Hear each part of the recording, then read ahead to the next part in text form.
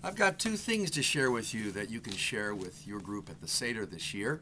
One, of course, is a serious one. We know that there are 4 cups of wine. Or are there? There's actually a 5th cup over which the rabbis had a discussion.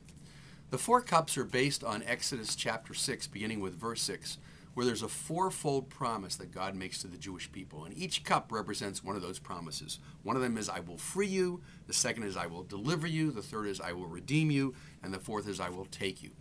But in verse 8, it goes on and says, I will bring you into the land. And so the rabbis discuss whether there should be 4 cups or 5 cups. And that's why we have Elijah's cup on the table. Because Elijah's cup represents that 5th cup. And Elijah plays a role in Judaism that when Elijah comes to herald the coming of the Messianic age, all of the questions, all of the difficulties of the world will be solved.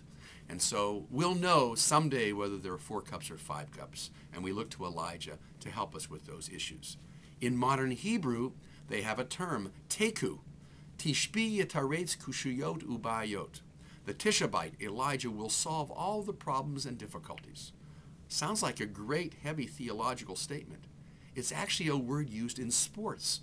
In a soccer game, when there's a tie, if it ends up 1-1 or 2-2, they say teku.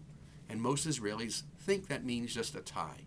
But actually what it means is when Elijah comes, when the days of the Messiah are here, we'll know which was the better team. 4 or 5 cups. And now the humorous piece for the Seder. We all remember George Burns, who lived to be nearly 100. Well, he had a good friend, Hyman Goldfarb, who was a British Jew, a great philanthropist, so much so that the Queen wanted to honor him by knighting him. And so he was invited to the Queen's palace in order to go through this ceremony. And he confided to George Burns he didn't want to go. And George says, why? He says, because during the ceremony, they ask you to speak Latin, and I don't want to learn Latin just to become a knight. So George Burns says, look, you don't have to learn Latin. You know Hebrew. You know from the Seder the 4 questions, Ma nishtana, halayla hazeh. Just say that. The Queen won't know the difference whether it's Latin or Hebrew.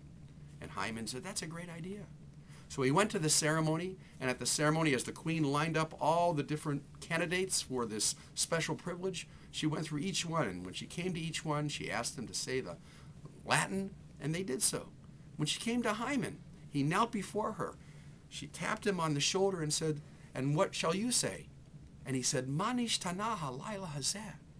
And the Queen looked around and looked over, and she said to her advisors, why is this night different from all other nights? Have a happy Passover.